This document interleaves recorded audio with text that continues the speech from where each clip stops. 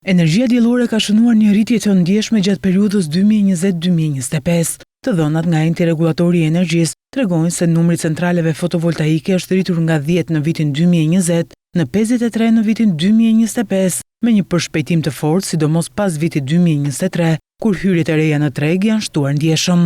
E njëjta tendencë vërehet edhe në kapacitetin e instaluar, i cili nga vetëm 21 MW në vitin 2020 ka arritur në 631 MW në vitin 2025. Rritja e fortë regjistrohet në vitet e fundit, ku nga 188 MW në 2023, kapaciteti pothuajse dyfishohet në 449 MW në vitin 2024 dhe vijon zgjerimi në 2025. Në linjë këtë zhvillim është dhe prodhimi i energjisë nga centralet fotovoltaike, që ka pësuar një rritje të ndjeshme. Nga rreth 32.000 MWh në vitin 2020, prodhimi arrin në mbi 832.000 MWh në vitin 2025, duke reflektuar jo vetëm shtimin e kapaciteteve, por dhe rritjen e peshës së energjisë diellore në miksin energjetik të vendit. Megjithatë, zhvillimi i shpejtë i sektorit po sjell dhe sfida të reja në menaxhimin e këtij burimi, duke u pasuar me ndryshime të rëndësishme në mënyrën se si menaxhohet energjia diellore. Disa nga projektet më të mëdha fotovoltaike në vend kanë nisur të kërkojnë integrimin e sistemeve të depozitimit të energjisë, duke reflektuar një tendencë të re në treg.